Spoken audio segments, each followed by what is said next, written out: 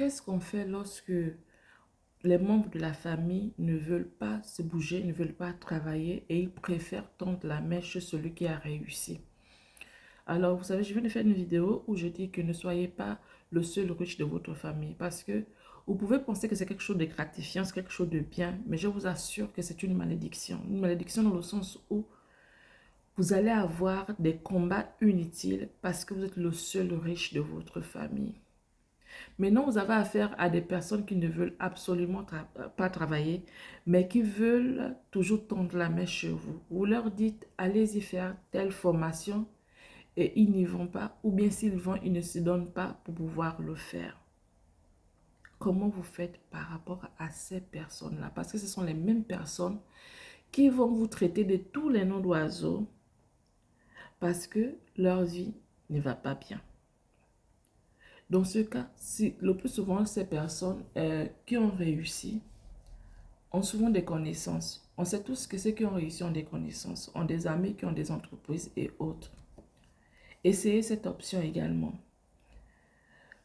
Soit vous payez la formation de la personne et vous dites à la personne d'aller à l'école, obtenir quelque chose. Parce que vous savez, lorsqu'on va à l'école, on apprend à réfléchir d'une certaine manière. On apprend à agir d'une certaine manière. On apprend à se comporter.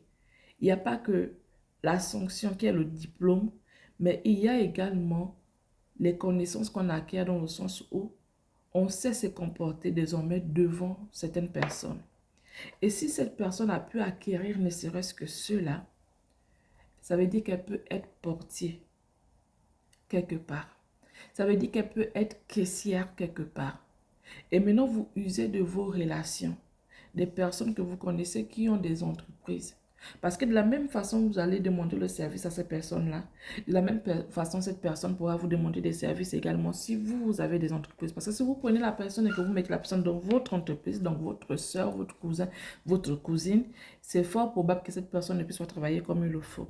Mais si vous envoyez cette personne travailler chez votre ami sans que vous ne disiez à votre parent qu'il s'agit de votre ami, donc vous dites à la personne de faire comment on dit ça, des lettres de demande et d'aller déposer dans certains endroits. Vous ciblez même les endroits. Vous ciblez les endroits, mais vous savez que les endroits que vous avez ciblés, ce sont des endroits où vous avez déjà vu vos amis. Et le dossier sera automatiquement accepté parce que c'est un truc que vous avez déjà fait avec votre ami, un deal que vous avez déjà fait avec votre ami. Donc, vous ne dites pas à votre parent que c'est votre ami parce qu'il ira faire des gaffes et il dira, je suis le frère d'eux. Donc, vous demandez à votre enfant d'aller déposer, à votre parent d'aller déposer le dossier dans au moins une dizaine d'endroits. Mais parmi les dizaines d'endroits, il y a peut-être un endroit où vous saviez que vous avez déjà discuté avec le propriétaire et cette personne-là attend votre parent. Là, la personne va aller travailler, elle va aller travailler avec la force qu'elle a et elle comprendra qu'elle a réussi quelque chose, tandis qu'en réalité, c'est vous qui êtes derrière cette situation-là. Donc, elle va se dire, elle a réussi l'entretien. Son dossier a été accepté. Et avec cette fierté, elle va aller travailler convenablement. Parce qu'elle comprendra qu'elle a fait une chose avec ses propres mains. Et la fierté de savoir que c'est d'elle-même, il n'y a pas quelqu'un qui l'a aidée, fera elle va travailler convenablement pour pouvoir réussir. En tant que vous savez dans le fond que c'est vous qui êtes derrière cette situation-là.